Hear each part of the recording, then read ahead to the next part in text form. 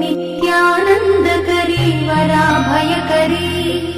सौन्दर्यरत्नाकरी निर्धूताखिल पापनाशनकरी प्रत्यक्ष माहेश्वरी प्राणेयाचलवंशपावनकरी